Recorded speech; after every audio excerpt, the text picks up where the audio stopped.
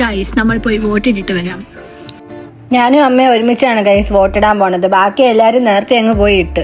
അതുപോലെ തന്നെ ഗൈസ് നമ്മുടെ വോട്ട് വീട്ടിനടുത്തുള്ള ക്യാപെക്സിലാണ്. അപ്പൊ നമ്മളെ തിരക്കിയപ്പോൾ അവിടെ ഭയങ്കര തിരക്കാണെന്ന് പറഞ്ഞ് അതുകൊണ്ട് നമ്മൾ ഉച്ചയ്ക്ക് ഫുഡൊക്കെ കഴിച്ചിട്ടാണ് ഇറങ്ങിയത്. ഇപ്പം വെളിയിലോട്ട് ഇറങ്ങാൻ പോലും പറ്റാത്ത തരത്തിലുള്ള വെയിലാണ്. കണ്ണുപോലും തുറന്നു വയ്ക്കാൻ പറ്റത്തില്ല. അപ്പൊ നമ്മൾ എത്തിച്ചേർന്നിരിക്കുകയാണ് ഗൈസ്. 2 മിനിറ്റേ ഉള്ളൂ ഇവിടെ എത്താൻ വീട്ടിൽ നിന്ന്. അപ്പൊ നമ്മൾ അകത്തോട്ട് കയറുക. ഫോൺ അലൗഡ് അല്ല, ഇനി വോട്ടിട്ടിട്ട് കാണാമേ ഗൈസ്. അങ്ങനെ നമ്മൾ വോട്ടൊക്കെ ചെയ്തു. കന്നി വോട്ടുള്ളവർക്ക് അലുവ കൊടുക്കുന്നുണ്ടെന്ന് കേട്ടു, പക്ഷെ നമുക്ക് കിട്ടിയില്ല ഗൈസ്. ഇവിടെ കൊടുക്കുന്നില്ലായിരുന്നു. അപ്പോൾ ഇവിടുത്തെ പരിപാടിയൊക്കെ കഴിഞ്ഞ സ്ഥിതിക്ക് നമ്മൾ ഇവിടുന്ന് ഇറങ്ങുകയാണ് ഗൈസ്.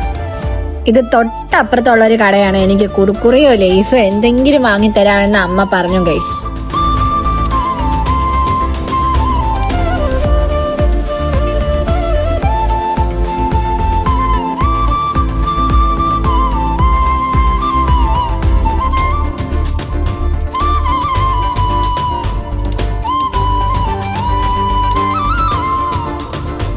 തണ്ണിമത്തൻ ഏതാണ് നല്ലതെന്നൊന്നും അമ്മയ്ക്കും അറിയില്ല, എനിക്കും അറിയില്ല. അവസാനം അവിടെ നിന്ന മാവനാണ് നമുക്ക് നോക്കിയെടുത്ത് തന്നത്.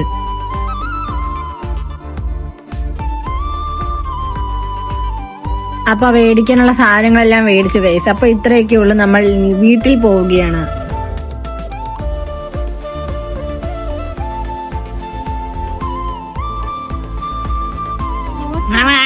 വോട്ടിട്ട്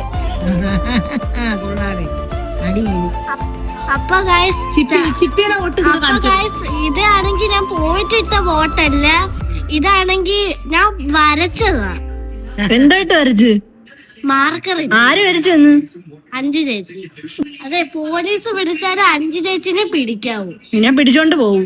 ആ വരച്ച ആളെ കൈ നോക്കിയിട്ടേ പിടിച്ചോണ്ട് പോകത്തുള്ളു. അതായാലും എന്നെ ആയിരിക്കും പിന്നെ പിടിക്കുന്നത്, 5 ചേച്ചിനെ ആയിരിക്കൂലേ.